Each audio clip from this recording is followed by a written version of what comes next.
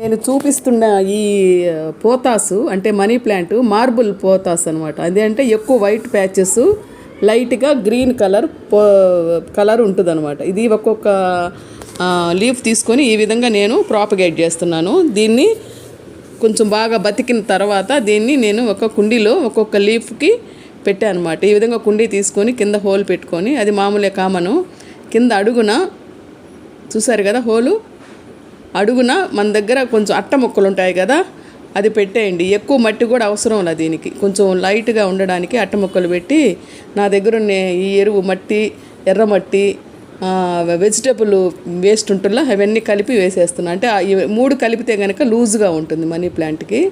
So ఇదనమాట, ఇవన్నీ కలిపి వేసేసి ఒక్కొక్క ఇట్లా పెట్టాను.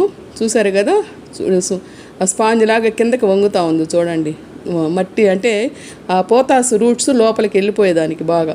సో ఇప్పుడు నేను ప్రాపగేట్ చేయాలనుకున్న ఈ పోతాసుని ఈ స్పాంజ్లో మీకు ఆల్రెడీ ఒక వీడియోలో చూపించున్నాను. ఇప్పుడు అవన్నీ బాగా సర్వైవ్ అయిపోయి అవన్నీ నేను ఈ కుండీలో ఒక్కొక్కటి అందులో గుచ్చేస్తాను అనమాట. చూసారు కదా, ఆ స్టెమ్స్ గుచ్చినప్పుడు అది లీఫ్ వచ్చింది మనకి. ఇప్పుడు ఈ స్టెమ్ని మనం ఇట్లా ఒక్కొక్కటి గుచ్చేస్తాం. ఇది బుషీగా వస్తుంది అనమాట.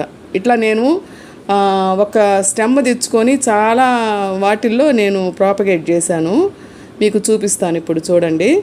ఇది మార్బుల్ పోతాస్ అంటారు. అసలు పోతాసులో ఎన్ని రకాలు ఉన్నాయో తెలుసా? పోతాస్ అంటే మనీ ప్లాంట్లో 10 రకాలు ఉన్నాయండి మామూలుగా అయితే. అది ఆ వీడియో ఇంకొకటి ఉంది, అది చూడండి ఎలా ఉంటుంది, దాని యొక్క నేమ్స్ ఏంటి అనేది. ఇది మార్బుల్ పోతాస్ అనమాట. అంటే బాగా డార్క్ గ్రీన్ ఉండి వైట్ ప్యాచెస్ ఎక్కువ ఉంటుంది, ఆకులు కొంచెం థిక్గా ఉంటాయన్నమాట. ఇది చాలా, అంటే దీనికి ఆకుకి మధ్య నిడివి కొంచెం దూరం ఎక్కువ ఉంటుంది అనమాట. ఇది చాలా లాంగ్గా కూడా పెరుగుతుంది, బుషీగా కూడా చేసుకోవచ్చు. ఈ విధంగా ఒక కుండీలో నేను వేశాను. ఇంకొక కుండీలో నేను వేసింది చూడండి, ఇదిగోండి ఇట్లా, ఇదనమాట. ఇట్లా మనం ఒక్కొక్క లీఫ్ వేసేస్తే మనకి ఈ విధంగా బుషీగా వేసుకోవచ్చు. లేదు మనం హ్యాంగింగ్ టైపులో వేసుకోవచ్చు, లేదు ఒక దీంట్లో పెట్టి మనం కొంచెం నేను ఇప్పుడు చూపిస్తున్నాను చూడండి.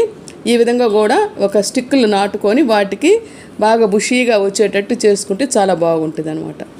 చూసారు కదా, తాడు కట్టి వాటి మీదనే పాకుతూ అది చాలా అందంగా తయారవుతుంది. ఇవన్నీ నేను ఒక కొమ్మతో ప్రాపగేట్ చేసింది. ఇది బతకడం చాలా కష్టము, మామూలు మనీ ప్లాంట్ లాగా కాదు.